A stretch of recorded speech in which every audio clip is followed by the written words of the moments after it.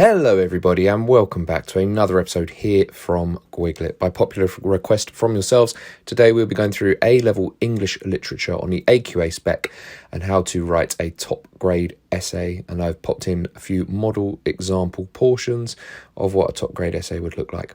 So as always, do be sure to hit that thumbs up, do be sure to share this with all your friends and hit the bell icon for more updates. We're also across TikTok, Instagram and Twitter, so it'd be great to have you join us there for more hints and tips.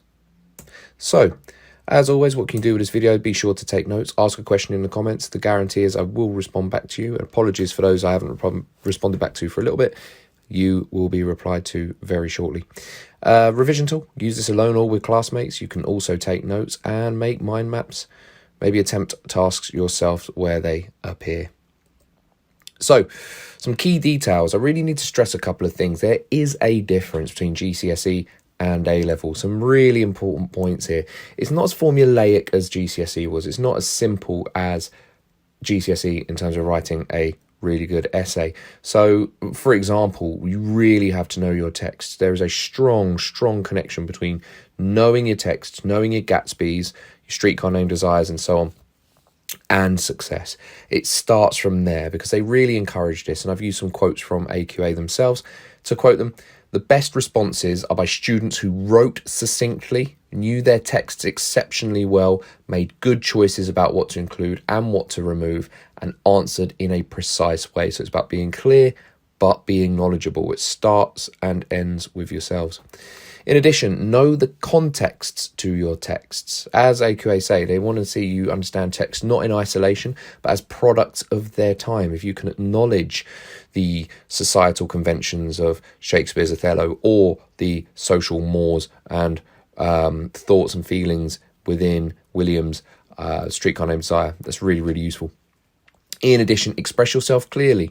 As I said, they want to encourage independent work, not limited by formulaic constraints. So that's partly why today's video is about giving you the sort of ways in, the tools, the equipment to better express yourself. Because it's all about the best way you can express yourselves. Unlike GCSE, where you can get very top marks, but by having a very kind of formulaic, spoon-fed response. So in addition, what else are we going to look at? We're going to consider a few other things. First of all, AO1. You'll probably be familiar. If you're not already, there are 5 assessment objectives. And at A-level, AO1, the structure of an answer is vital.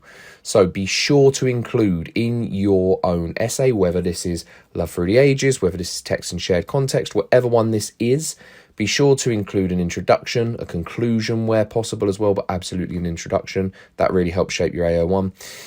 Clean sentences. Don't start sentences with quotes. Don't use fragments. Make it clearly expressed. There's real reward in that. Use clear paragraphing as well to really marcate your points, and paragraphs that begin with topic sentences. So laser in on what it's asking you to do. Laser in on the demands of the task themselves. Now, another thing I want to just stress is a model question here. So this comes from AQA themselves, and I'm taking it from the love part, the love portion, but the rules remain the same. There's not an awful lot of difference in this. So the question asks, in literature, true love is rarely achieved and never lasts. Compare how the authors of 2 texts you've studied present ideas about true love in the light of this view. You must write about at least 2 poems in your answer, as well as the prose text you've studied. So what's this asking? Key fundamental points to begin with. Firstly, it's looking at 2 texts. Now, 2 texts is one is the poetry anthology, and in this case, I'm going to use The Great Gatsby as the novel. Okay, this is section C of the Love Through the Ages paper, and at least 2 poems. If I'm honest with you, in all the years I've been doing this, I wouldn't look at any more than 2. I don't think it's necessary. I think it overcomplicates things. Stick to 2. That would be my advice. Every single question at A-level English literature is 25 marks on the AQA specification. So a lot of the principles I'm going to show you today have weight and have parallels and comparisons across the specification. So what I do, I'm going to show you how I would attempt this question, plan for this question, give you the opening for this question. I break it down into its key points. So you see there, true love. We're talking about true love, but the idea is rarely achieved. It never lasts.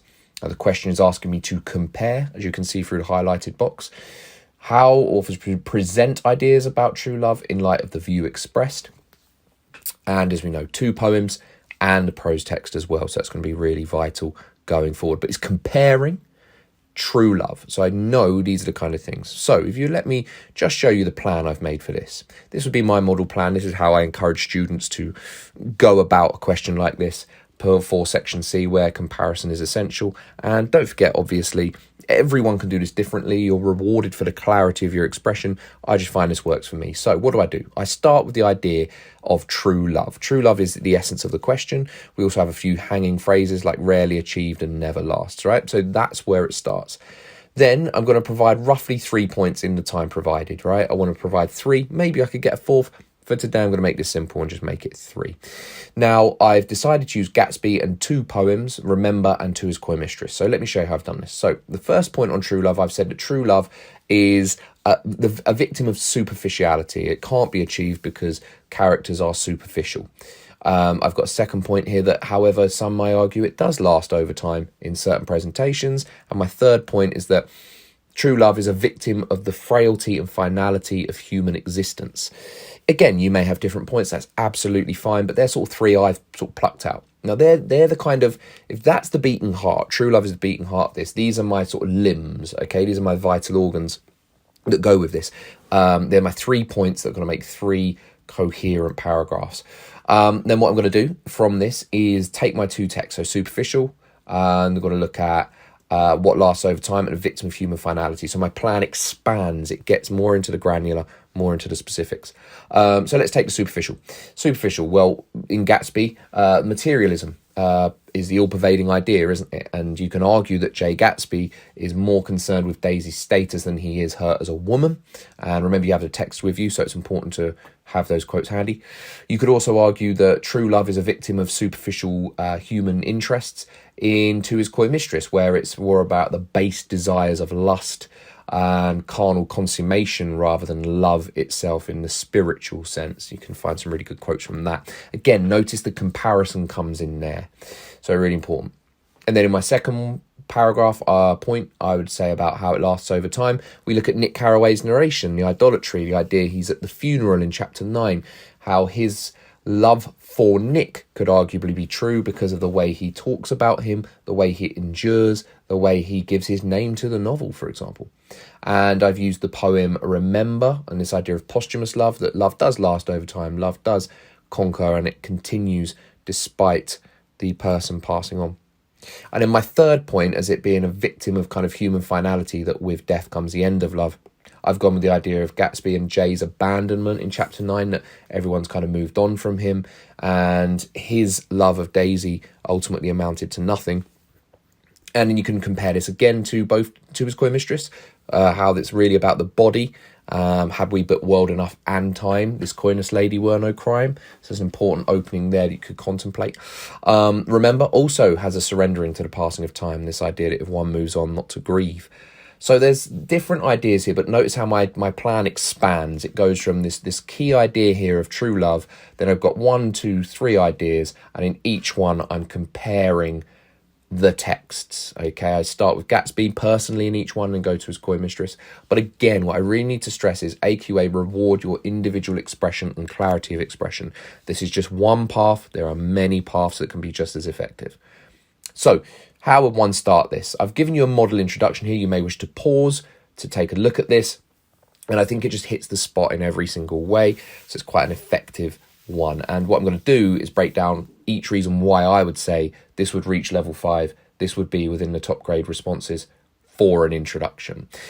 So let's begin. For example, one thing this does really well is it really drills into the question, first of all, with some sophisticated vocabulary, the elusive nature of true love. Okay, so it's instantly got an angle, instantly got a meaning, but we're pinning down the topic in the question, that key phrase. And then what we do from there, peeling this back again, we've got this idea of drilling down into the nature of true love, it being something eternal. In other texts, it's a victim of time and human spirit. So we've already got some element of comparison just coming through for AO3, tacit acknowledgement of that. And then as we move forward into it, I've explicitly stated which texts I'm comparing. So The Great Gatsby, Remember, and To His Coy Mistress. Again, full names for authors, really useful for the start. And moving on, we've then got my thesis, my kind of statement, okay, that I'll delve into the nuanced portrayals of love in these texts, examining how the authors not only acknowledge the transitory nature of love, but also shed light on the enduring impact it can have on individuals in their lives. So I'm kind of hinting at those kind of what I call those vital organs. And then finally, it's just got mature vocabulary. I've highlighted that in blue, things like elusive, juxtaposing, multifaceted. If an examiner reads this, they can see there's an element of maturity in the written expression itself, and just get to know them. New language is like a pair of new shoes. You wear them in, use that well. It's a rather dense introduction, but again, it gives us a clear statement that I've lasered in on true love. I've lasered in on my texts, and I've given an idea without going too deep into it. Okay, I haven't got any quotes in there, but I have got a sophisticated expression that would then push it up to that level 5.